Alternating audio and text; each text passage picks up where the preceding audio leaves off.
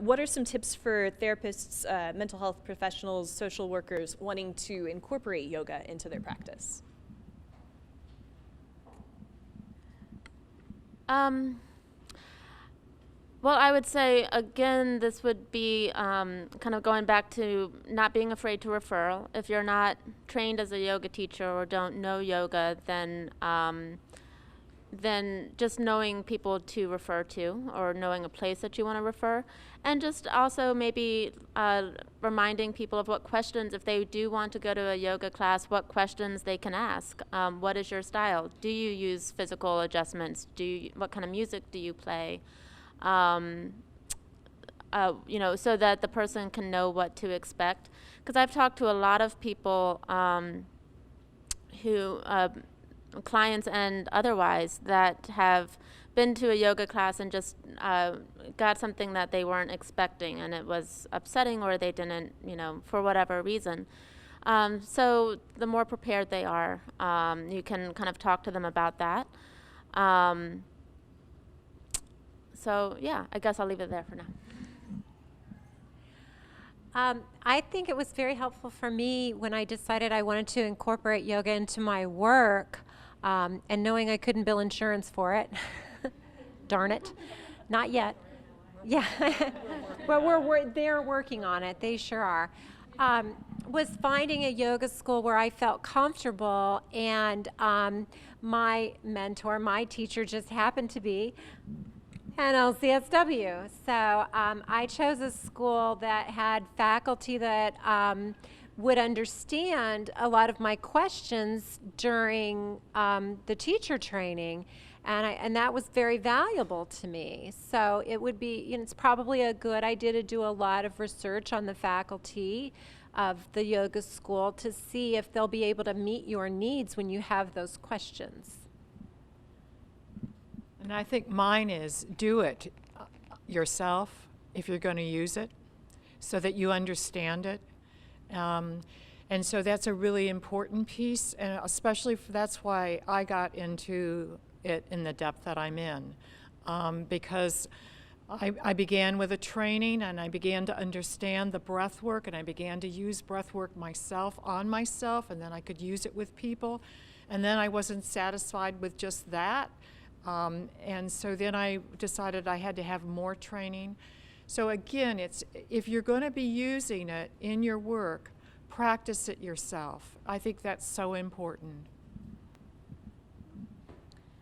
We talked about the importance of choice and language in yoga for yoga teachers to use in the classroom, and I think that's important as well with in a therapeutic setting, that you're offering in the language that you use and in the options that you're giving, that you're offering choice, and not telling people how to feel about them or how to feel when doing them. So maybe you start with, and something we talked about the other day, maybe you start with, you know, just talking about how feelings might show up in the body. You know, do you notice what happens in your body when you feel blah, blah, blah feeling? And then maybe introducing something, hey, you know, you said you felt this way and this happens in your body. I've done this breathing exercise before that's helped other people or has helped me when that feeling comes up. Would you like to try it? And constantly checking in. How does that feel? And not just, this will really feel good. You feel stressed, this will really be good for you. Let's let the individuals decide what they want to use and how they'll use it and if it's right for them in any given moment. And you know, there's all kinds of yoga out there. And so I think you need to understand where you're sending people to, and so what type of studio and what teachers, and give them the freedom to that. If they're not comfortable there, there are other choices out there, and encourage them to come back and talk to you about what their discomfort might be, so that you can also make it maybe a different referral and a better one for them. But I think it's really understanding, you know, that yoga, so many people in this world, as you know, think it's just the asanas. And that's just the small part of it for me. And that's not the part that's so important, I think, in trauma work. well, in any of it really, but especially in trauma work, it's the other pieces of yoga that are important, and finding a place where they can go so that they can get yoga the way yoga should be. The very first night of class, one of my classmates is back there. The very first night of class, Laurie said to us, yoga teacher training will change you. It will change you. It will change your life. It will change the way you work. It will change the way you process the people that you work with for the better, I think. So as Sue said, do it. Do it, because you'll be able to stay in the work longer. I can't do 40 hours a week anymore. I'm tired. But I wouldn't be able to do this work at all if it weren't for my yoga practice. So. Yeah, and I would also just add, you know, so a lot of times we know things like, you know, breathing exercises, and kind of expanding on what Laurie said. Breathing works for some, it doesn't work for everyone, especially if they have asthma or something like that. So, and then I would just reiterate, you know, practice whatever you do.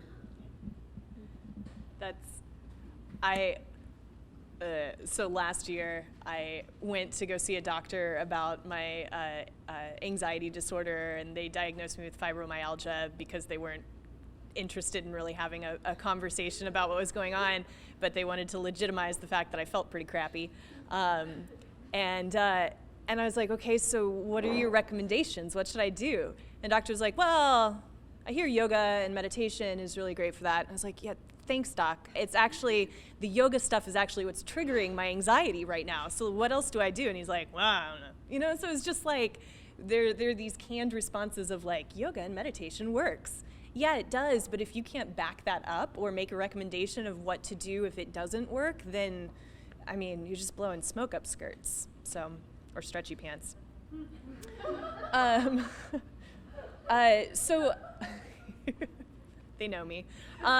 What are some, let's move into some questions for our folks. Yeah.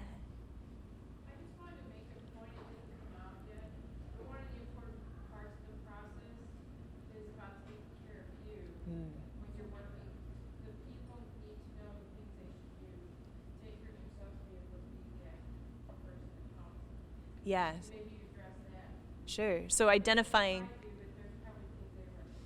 Yeah. So identifying ways of self-care as a healer in whatever field you're in. Yeah, that's very important, and I think it also paying attention to your own body process while you're in the room with the client also is very important as well, because you know, if you're starting to feel anxious in the room with the client, then that will just just, you know, you get a positive feedback loop. So so just being you know, for me, you know, my own practice is important. You know, a daily, some kind of way of just kind of grounding in my body and knowing what's going on there is really important for my work and for self-care, and just being able to kind of discharge that way. Practice where you don't teach sometimes. Freedom. It's really great to go to a studio where you don't, I mean, it's great to go where you teach because you love your studio where you teach, and it's where you feel comfortable and yummy, and that's really great, and it's free because you're a teacher there, and that's cool. But it's also important to be a student always be a student, and sometimes it's easier to be a student if you go somewhere where you're not known as a teacher. Can kind of be on the fly there. The other thing is, if you've had a particularly really horrible day, call a sub. Don't bring that stuff in, man. I'm sure there's everyone that's here has been to a yoga class where you are pretty sure that the teacher had a pretty lousy day and they don't really want to be there. So, you know, you've got this world of other yoga teachers who are happy to back you up if you're having a tough day. It does show up on the mat if you're having a tough day. And I think what you said too, Kate, what speaks to me is that those of us that are working in the area of trauma, secondary trauma is really an important piece. So we often not even aware sometimes that we take that into our own bodies. And so it's the piece, like you said, that we need to be so aware of our bodies, and so to be able to have our own practice so that we can tune into that and we really listen to what's going on in us so that we can separate what we're doing with others in trauma and not take it into ourselves. I think having a community of support is really important, so having people that you can not necessarily talk about your cases with, but just people that understand secondary trauma, people that understand that it's sometimes hard to witness, to hear other people's stories, or to just be with people during that time. I think sometimes we downplay that, like, oh, well, who am I to feel crappy about my day when I've just heard this story about this person who's been through a whole lot? But it's a real thing. So I think being able to talk with other people and have the support of other people that understand that is important.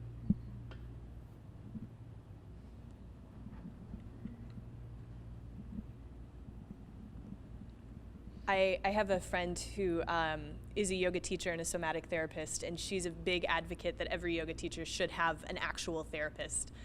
We have a tendency in the yoga community to use yoga as a substitute for therapy or for really truly getting into the nitty-gritty of dealing with our own shit. And so I think something that's really important for self-care is having an arsenal of things that you can do to take care of yourself, so it's not all the same thing, because you do get blinders on when you take classes at the same studio all the time, or if you have the same, you always eat chocolate cake when you're super stressed out. Like if you do that every time, your stretchy pants aren't gonna fit. So it's like being able to have a wide range of things that you can go to take care. Any other questions? Yeah.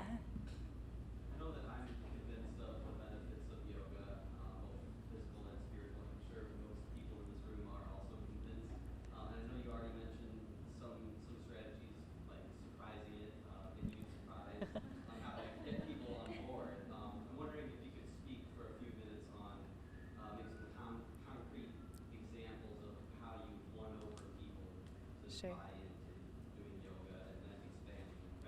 Cool. So some concrete examples of ways to trick people into doing yoga. Those are my words, not his. Including a beer afterwards tends to be helpful. Beer aside, I don't call it yoga necessarily.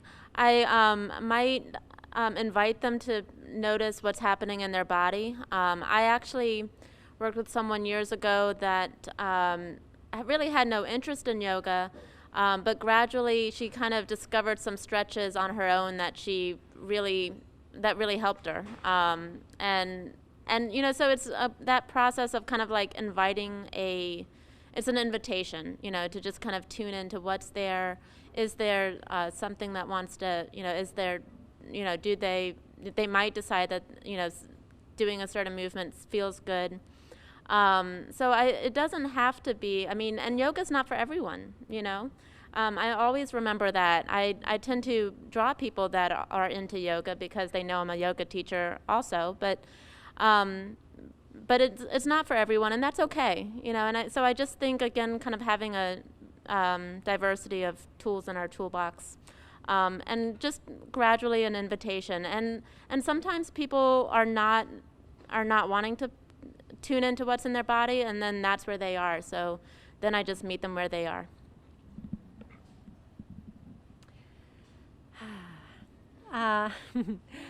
Breathing. A lot of times I'll introduce just breathing together, and then maybe the next time they come, stretching, and then the third or fourth time, let's try to breathe and stretch. And a lot of times I'll give people homework out of a mindfulness and yoga workbook that I utilize quite a bit in my practice, and it'll be on the biblio that Elle is preparing, and it actually has some of that in it. And so that's a good way to sneak it in as well. When we do Wounded Warrior projects with couples, we do these couples odysseys. That's usually a real challenge to get both partners there. And so we start with stretches together as an icebreaker after they've had a little bit of breakfast and lecture, as a way to ground each other. And it's almost partner yoga, but not really. So that's a way as well. It's helping, I think, to help them see some type of benefit. Like I mentioned, being able to sleep better. So if you get them to practice homework, having them coming back and saying if it worked or if it didn't, and then working with them again on maybe trying something different, and not using Sanskrit, so that they really, a lot of the movement that we do and the breath work that we do is used in all types of different somatic and movement. So just because we've chosen yoga, as you said, it's not right for everybody. And so, but we know, and it's proven, that moving your body is what everybody needs. So we have to help them find ways that they can move their body that they like and that they will continue to do. I work in the field of gerontology, and there's all kinds of research out there now saying that people have to keep moving their bodies. But so my job as a social worker with them is to find a way that they will move their body and will continue to do it. And if yoga is one of them, great. And if it's not and they're walking, that's great too. But it's helping them find something that will continue to make them move, that is their choice, not mine, I think. You kind of stole mine. I'm sorry. I was just going to say kind of what everyone has said. Reintroducing it always as a choice, but maybe in different ways. So I can liken it to introducing a vegetable to a kid. First time you put the broccoli on the plate, they don't want to touch it. But you put it on there again, maybe with a sauce, and maybe they'll dip it. Or maybe you put it on their plate with something else that they like. So kind of reintroducing it in different ways maybe, and just seeing how that goes. So working with kids, we want to be really creative. So I might call a pose or a technique something different. So the breath that we do, we're going to buzz like bees, and, maybe we also move around with that. And so it's more of a story. It's something that they can relate to than just, and making it practical as well. So allowing them to fit it into their own, where they are at that point. So we don't always have to hide it in the brownie, right? The broccoli. So this is something that works very well with my first responders. I call them mine, like they're mine, but I feel like they're part of my community, because I work with a lot of first responders, and that is tactical stress management. That sounds like the military. Tactical. Find some buzzwords. It's all about language. Yeah, I think we live in a really this point in yoga.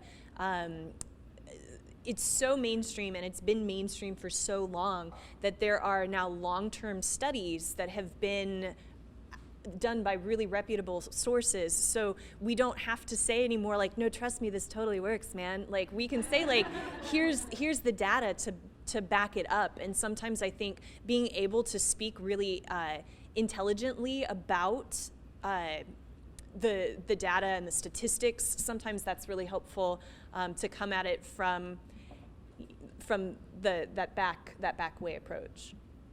it also makes our job of taking yoga out into the community much easier, because it's starting to get easier to convince organizations like the VA that this is of value, and they have already spent a lot of time doing the research and implementing programs across the country.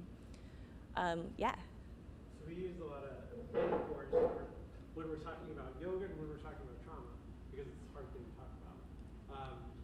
But in a more concrete way, what does it mean that trauma disconnects us from our body, and how does yoga help or fix that? So how does trauma disconnect a person from their body, and how does yoga reconnect that?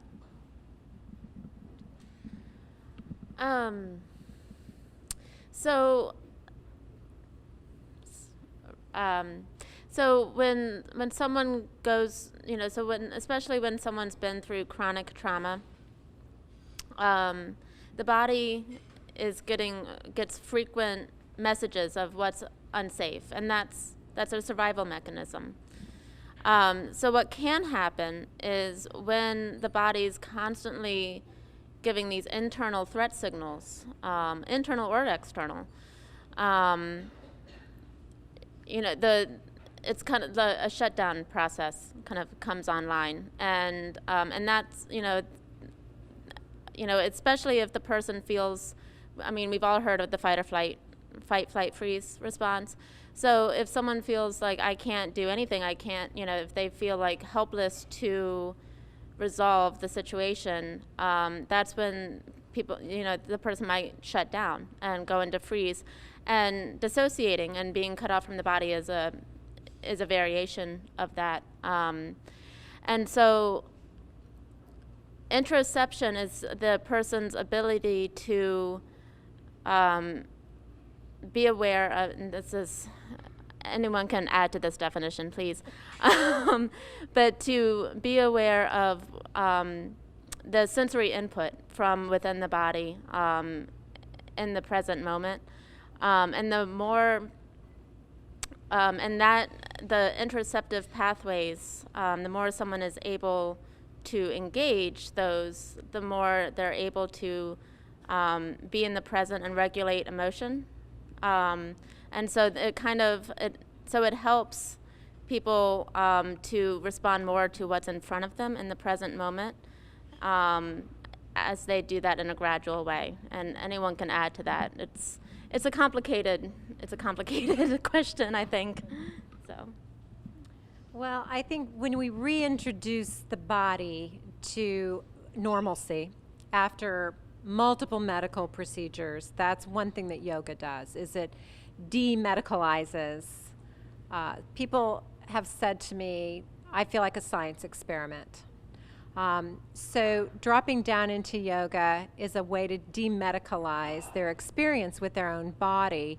Same thing with combat trauma, or even, you don't even have to have necessarily been in theater in order to experience hyperarousal for 9 months straight. And I'm thinking of someone who loaded airplanes. And they didn't see casualties, and they were not outside the wire. They loaded airplanes. They loaded airplanes for 9 months. And if they loaded those airplanes wrong, guess what? They fell out of the sky. And they were in this hyper-aroused state. They felt like a machine. So they weren't their body anymore. They weren't a human being anymore. They were just a machine. That's how they felt. And one of the things that yoga and breath did for them was reintroduce themselves that they were a human being. I often like to think, if you're going through a trauma, in order to get up the next day or after the 9 months, you have to separate your mind and body, because you've got to brush your teeth, you've got to eat, you got to get your kids off, you got to go to school yourself or to work, and you're going to get out the door or do whatever you need to do. Or if you're a little child, you're going to be going to school and you're not going to talk about it. Until the next event might happen, or maybe that was the only event. But in order to be able to do those things, your mind and body separate so that you can function. And I find that yoga helps bring that mind-body back together through the breath work, through the meditation, through the movement of the body. It helps you, that autonomic nervous system, get back into balance. I think that's the piece that I find to be really helpful. I don't know if I have anything to add. I did have something on my mind. I'm trying to remember.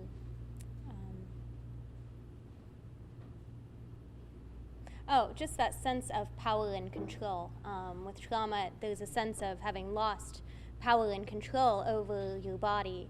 And here, if introduced properly, in which choices are given, the individual then regains that sense of being able to control where my body goes, what my body does, and starts to learn and feel the power and strength in it. Yeah. That warrior pose is really powerful, isn't it? I mean, it is. And so when you can feel that kind of power coming back to yourself, and that acknowledgement that your body is able to do that, or whatever pose it is. So we're going to go ahead and start to wrap up here.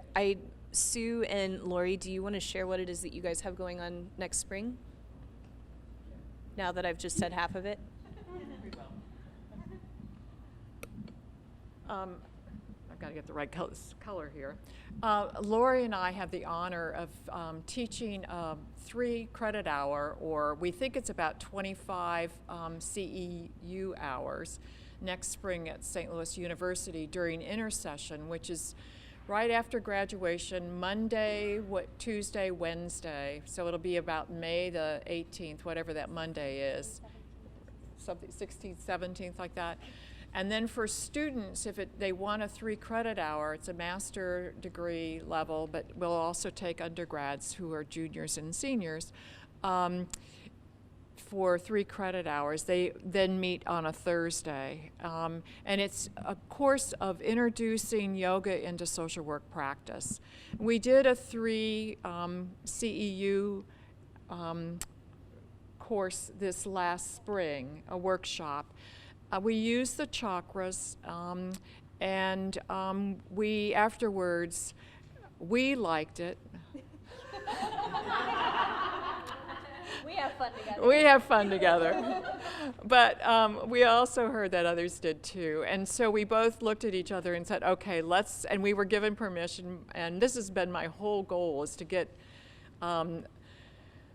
mindfulness and somatic work into social work practice, because I feel it's so important. So I'm out there working on that. So we were just really excited that the university gave us permission to develop this course. And so our hope is to do half a day on each chakra. Want to add?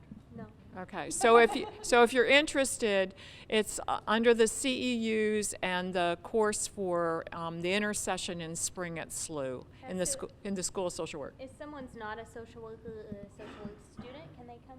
If social work students, yeah, it's credit for them. If they Or- want, but or if they don't not- want not credit, or they not can a still, student. or not a student. Yeah, you don't have to be a social worker either if you just want to come. I wanted to add to that. I went through a training this year to get a certification I was looking at to enhance my practice, and the trainer said, if you want to get on every EAP, because that's your thing, say you know how to do mindfulness and get certified. Don't just read a book on it and say you do mindfulness, but actually go through a program.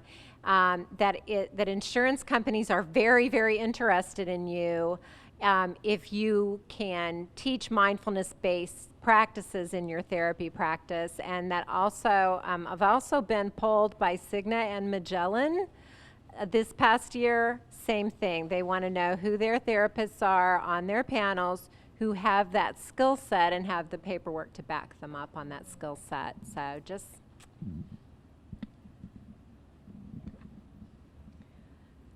So like I said, this is just really the beginning of the conversation. Sort of the next steps from here, once this video is completed, I'll post it up on the Yoga Buzz website, along with this incredible list of resources, both books, websites, and otherwise that these four have compiled, so that you can continue to dive into learning more about what this might look like or how you might be interested in implementing it moving forward in your life. I've also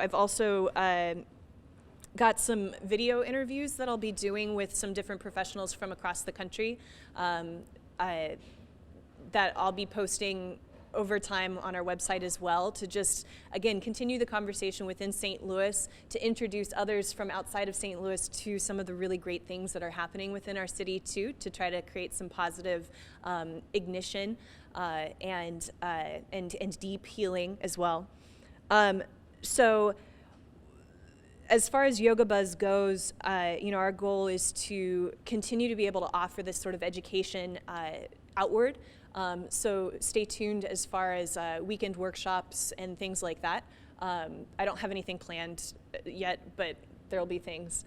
And I've also, some other folks in the community have reached out to me about trainings that they want to bring to St. Louis as well. So there's a lot of things kind of percolating. If there's anything that you would like to see, please communicate with me. Like, the only reason any of this works is because you're interested, and the fact that there's this many people here is really exciting for the future of what this looks like. Next year, we'll be hosting Yoga in Action, which is a yoga and social justice 7-week program based off of, or it's a curriculum from an organization called Off the Mat Into the World. So that's going to be a way to start to explore ways to use a mindfulness, be a conscious activist within the community is the term that they use, which I love. And then also, you're hearing it here first, Yoga Buzz has a 200-hour yoga teacher training program that's been accredited through Yoga Alliance. So that will be happening sometime next spring. I'm still working on all of the details and what the faculty looks like, but the intention behind that is specifically to empower people who are interested in using yoga as a tool of connection, healing, and leadership within underserved populations. And so we spoke a little bit, Charli mentioned earlier, the idea of what a yoga teacher looks like is generally a thin white woman of a certain age, and so the way that projects unintentionally exclusivity within the community, I think, is something that needs to be addressed, and it means being actively inclusive. So that's so there'll be a lot of scholarships available for this teacher training as well. So I just have to do that. So. Thank you again to our panelists for being a part of this. Thank you to you for showing this interest. I'm going to send out a follow-up email once this is all posted online, and I'll also be sending you just a quick survey to kind of get an idea of what your background is, what you'd like to see more of, and what would benefit you as you move forward as a professional or as an individual, as a human. And again, we're going to be at Union Station on Thursday, and it's going to be a really incredible, it's called the Heart Center Celebration, like an idea of the hands meet at Heart Center, and so this is where we're going to meet as a community to begin to initiate reaching outward with the practice of yoga. So like they say, namaste, and we'll see you soon. Thanks.